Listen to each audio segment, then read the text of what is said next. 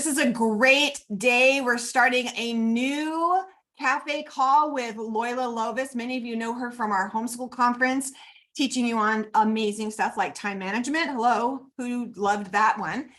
If you haven't seen it, go back, because if you're as a member, you can go back and look at those videos. She did an amazing job teaching on that. I'm going to let Loyola tell you a little bit more about herself. But one of the things you have to understand is that you have in your very presence, she is like triple board certified parenting coach. And not only are you going to have her every month now teaching you in this area, which is going to go into the soul characteristics, how to bring in these soul characters for our children, but you also have her in some coffee. You get her for an hour. We're changing it from office hours to coffee chats for an hour once a month, where you have at your disposal, if you have an issue with your child or something's going on, someone who is Torah pursuant, loving the Father, also certified as a parenting coach, who is able to align with you and help you walk that through. You also have that for an hour. You can jump in on those chats. So Loyola, I'm going to turn this over to you. And I can't wait to hear everything, because even though this is for children, let me just say, as a grandma, I'm excited because of my babies, but I'm also excited because I found that a lot of the stuff that I learned in parenting calls have helped me to be a better person, helped me to be a better wife. I'm not saying my husband's a child. I'm just saying, yeah, it just helped me be a better wife. So, okay, I'm handing it off. It's all you. Okay, thank you, Charlie. So welcome to Solutions. My name is Loyola Lovis. I'm a parenting coach, as Charlie said, and I'll be sharing practical tips, parenting tips for raising godly souls. Because we are human beings and not just humans doing, we do well to focus on the inner world of the soul, especially when it comes to raising children. Today, we're going to talk about the soul trait of patience. We'll explore practical ways to help your child take ownership of this inner soul work. We so easily focus on behavior, outward cooperation, and yet as believers and as the truth stands, we are souls having a human experience. So I want to dive down and reframe our thinking to focus on not just character traits, but the traits of the soul. By definition, patience is defined as the capacity to accept or tolerate delay, trouble, suffering without getting angry or upset. The thing is, it's not just about the ability to wait, it's how we act while we're waiting, right? So let me ask you, have you ever been in a store or been the one in the store, right? With a child, it's just before dinner, you're out doing some last minute food shopping, and your child says, can I have cookies, right? Everybody's hungry. And you say, okay, fine, we'll buy the cookies, but you can't have them until after we get home, have dinner, and then you can have the cookies. Now, if you've been watching this scenario play out in somebody else, in all likelihood, you will see a child have a full-blown meltdown right there in the store. It is traumatizing for that mom, for that child, and for everybody within earshot. Impatience can quickly turn a trip to the store to an embarrassing moment that's exhausting and traumatizing for everyone. This is the issue with patience. Now, not only patience or a lack of impatience in our children, but within us as well as parents. I want to share a story with you that really illustrates this point as we unpack patience. When the kids were little, I have 4 children. When they were little, we got a little miniature dachshund called Goliath. Now, I had no idea. I was never a dog person back then, but Goliath, as a miniature dachshund, they have certain personality traits. If I knew back then what I know now, I'm not sure I would have started with a miniature dachshund puppy. But that being said, they're strong-willed, they're determined, they don't train easily, right? They're really driven by their own impulses. So my youngest child, Elizabeth, decided that she was going to train Goliath because she wanted to see him do all kinds of tricks and fun things like that. So she started with a treat. She wanted to be able to put the treat on the floor and have Goliath wait until she gave him permission before he took the treat. We started out with my daughter putting the treat on the floor, and as soon as the treat hit the floor, Goliath would come and snatch the treat, and she would have a reaction. It's not what she was wanting from the dog, right? And so the dog quickly learned, this is not acceptable. This is not wanted. I got the treat, but something wasn't right here. So over time, she could put the treat down and Goliath would kind of slowly creep up to the treat and she would catch it, wait, wait. She would always say, wait. Well, Goliath got to the place where my daughter could put the treat on the floor and Goliath would sit there trembling because his flesh, his animal instincts, right? His impulses wanted to go for the treat, but he knew he had to wait. He would look at her. He would focus in on her face and wait for her, even though he was trembling, wait for her to give the nod and say, okay. And then he would snatch that treat up in an instant. And she would celebrate, right? There were more treats to come. There was praise. He knew his tail would wag. She got to the place where she could take a treat and put it right on his little snout, right on his little nose. And that treat's right there in his vision, but he would focus on her and no blinking, not a twitch of a muscle, and wait for her to say, okay.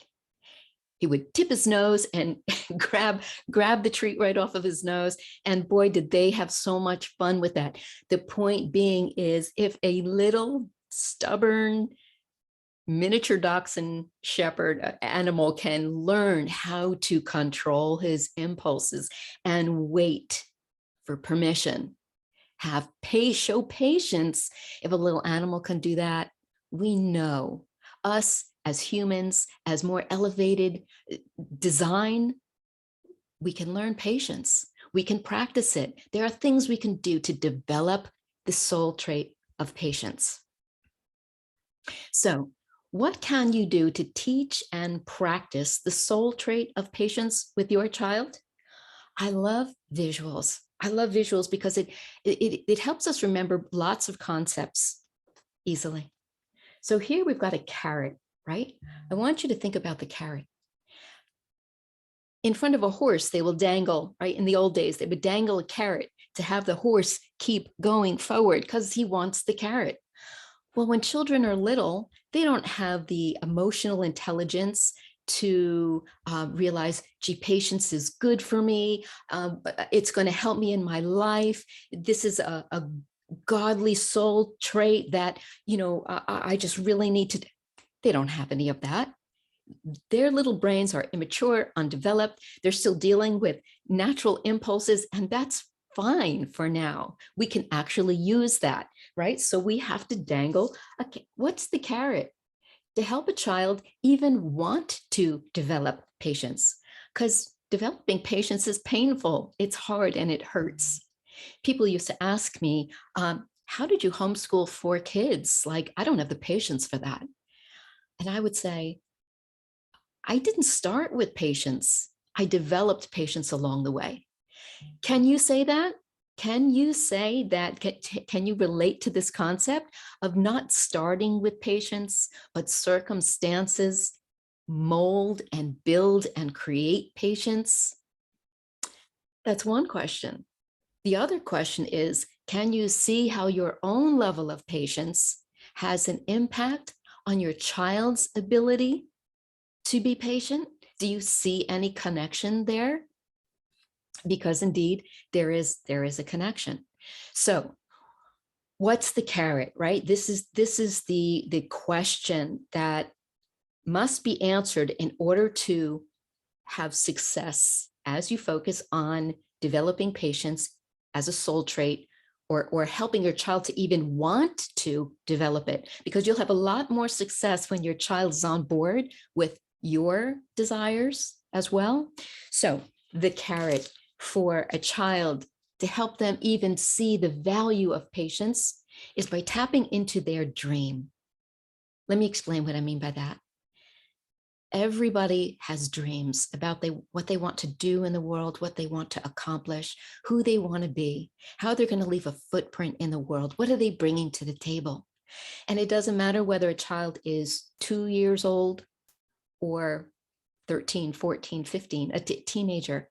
It doesn't matter, because we all have dreams, whether the 3-year-old, 4-year-old says, I want to be a princess, or I want to be Superman, or, whatever character they've seen in a storybook and they've decided they want to be like that character, or a child who's discovered that they really like to, do experiments and play in nature, and maybe they want to be a scientist.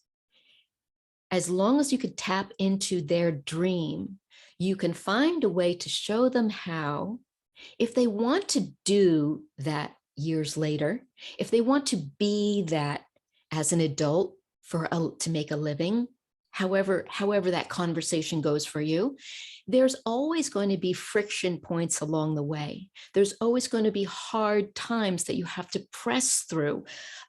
Times when you want to hear yes and you hear no. Times when you have to learn something new that you didn't know before, and it's uncomfortable to try and learn and kind of fall flat on your face as you learn and develop new skills. During those times, it's patience. It's the soul trait of patience that's going to help a child, a person, achieve their dreams and goals. So when a child can make the association between their dream and how patience is a necessary tool in their toolbox to help them achieve their dream, that's the carrot. Now patience has become the carrot. It's going to help them get to their dream, right? So let's talk about, I love visuals, right? So dreams have challenges that would require us to build our patience. I call these patience muscles, because just like lifting weights, it's painful. It doesn't happen immediately, but over time and persistence, patience develops just like a muscle. And this is one way to communicate to a child how patience is it's like a muscle, just like any other muscle in the body.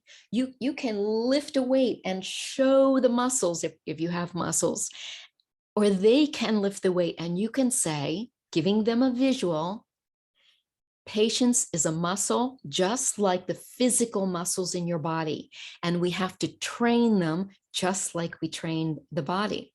So I have lots of little videos that I use to help bring a concept home.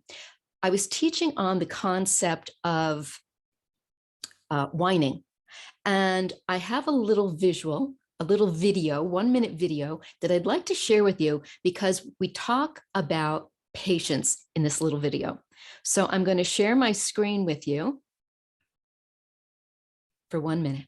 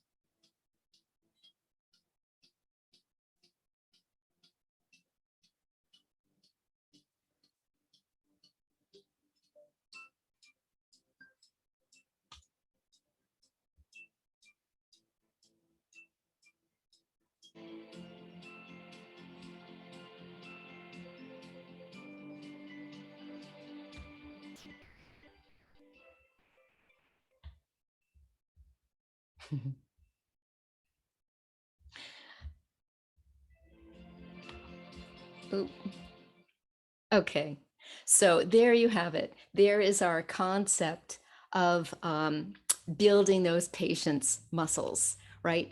And this is something that you can talk about to help children grab hold of this soul trait of patience. So if you were watching in that 1-minute video, I mentioned games that you can play with your kids to help them consider building their patience muscles in a fun way. I talked about red light, green light. If you know the game red light, green light, this is a fun game that most children are familiar with, where just like as you're driving in the car and when the light is red, you put your foot on the brake and you stop going. When the light is green, you put your foot on the gas and you go and you eventually reach your destination. You can practice building patience muscles by playing red light, green light, where a child is standing on the opposite side of the room. You're the destination, and you say, okay, when I say green light, I want you to start walking toward me. Or you can play this outside too, if you want to make it, more fun where the kids can run. When I say green light, I want you to start coming toward me. And when I say red light, I want you to stop. And so you play this, but when you say stop, this is a practice in patience. It's even, you're practicing other principles, other soul traits as well. And we're going to talk about that in future teachings. But for now, we're talking about ways to help children hear your voice and respond to it in ways that mean they have to wait. There are other games like, let's see. So practicing, those physical exercises where maybe you get down on the floor together and you're doing push-ups together, you're challenging each other, and it's fun, right? Kids love to be challenged. And as you're working together, you're talking about, we're building muscles as we do these sit-ups, as we do these push-ups, as we do these jumping jacks. How can we work on our patience muscles? Right? So here's another way, yet one, there's so many, but I'm just going to share one more way that you can work on patience muscles in a fun way. So a child can say, you can say to your child, here's another way we can work on patience muscles. I want you to ask me for this pen. I'm just grabbing arbitrarily a pen. Now, of course, your child doesn't really want the pen. So this is a guaranteed win. You put the pen down and you say, okay, Tommy, ask me for the pen. Tommy's going to say, okay, well, this doesn't make any sense, but okay, Mommy, can I have the pen? And you say, not right now, Tommy, after dinner, right? After dinner. And Tommy's going to say, okay, because he doesn't really want the pen. And you celebrate. You say, oh my goodness, you did that so well. You accepted waiting to get the pen like it was no big deal at all. You were really calm. You just had a nice expression on your face. You said, okay. And that was it. I can't believe how well you did that. We got to make this harder. We got to make this harder. And of course, kids love challenges. So you might say, next level up, Tommy, ask me for, let's say Tommy likes ice cream, but he doesn't particularly want it now. Maybe it's 10 o'clock in the morning and he's got other things on his mind. You say, Tommy, ask me for ice cream. And so Tommy likes ice cream. Mommy, can I have ice cream? And you say, not right now, Tommy, after dinner.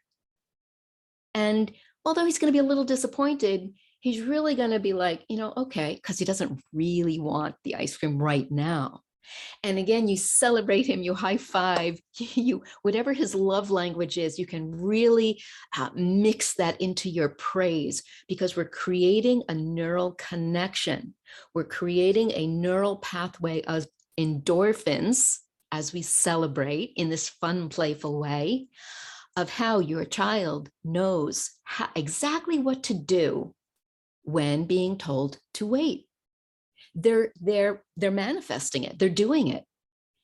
They're using the facial expressions, the tone of voice, the acceptance, the mindset It's all happening. And all you're doing is taking a snapshot of it. That's exactly it. You might say, wow, I cannot believe how well you accepted waiting. You're really, really good. I'm just going to try making this just a little bit more challenging. And now you bring up the thing you know Tommy struggles with every single day. And if your child's name is Tommy, I'm sorry, I'm just grabbing a name that I always use in examples. You say, Tommy, ask me for the iPad. iPads are a very common source of frustration in families today, right? So I'm going to use this particular example. Tommy asked me for the iPad. Now, this is a weak spot for Tommy because he really struggles with being told to wait to spend time on his iPad. So now you know you've hit home. Mom, can I play on the iPad? No, Tommy, I'd like you to wait until after dinner. Your response is the same as it's always been each and every time, but you're getting closer and closer to the weak spot, that weak link where Tommy tends to struggle. And we all have a spot at which we can handle waiting, Ooh, and then we have that spot where we struggle with waiting. And so now Tommy is going to start to maybe melt down a little bit. And we're going to say, oh, Tommy, this is your weak muscle. Your muscle was really, really strong until we talked about the iPad. Let's get this muscle stronger so it doesn't hurt as much. When a child whines, when a child starts to break down or starts to cry or start to resist, it's painful. It's painful for them. It's painful for us. It's painful for anybody who can hear, right? We talked about the child having a meltdown in the store over the cookies. It's painful for everybody. And so because we want to have a happy family, that's the right mindset to approach when a child begins to show their weakness with their patience muscles. And it's perfectly acceptable to say, ooh, I feel your pain. I see how when it comes to the iPad, this is where your muscles are weak. Let's work on this area, patience muscles with the iPad, so that you don't feel that pain when you have to wait, because waiting will always happen. Remember, anything you want to do, talking about that carrot, right? The things that they dream about doing one day, there's always going to be times where there's resistance, where there's moments where we have to wait, and we want to have strong patience muscles so that we don't suffer, so we don't feel so much pain in that moment. So this is a beautiful way to introduce this concept, this soul trait of patience, to find a way to connect it to their dreams so that they have an interest in patience. This is a way to talk about patience, which is something you can't visually see, but we can find a visual, the muscles, the physical muscles. It's a way to help a child understand this invisible muscle. And then games to play to help children kind of practice in a fun way. If you have any other ways that you practice, that fun games that you help your kiddos develop their soul trait of patience, share it.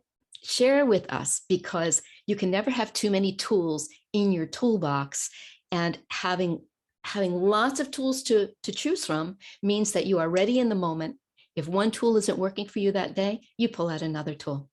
And so with that said, I want to turn our conversation over to some Q&A. But before we end here, I want to say that I would love for you to join us next month, 12 p.m., third Monday of the month, as we talk about the soul trait, humility. Thank you.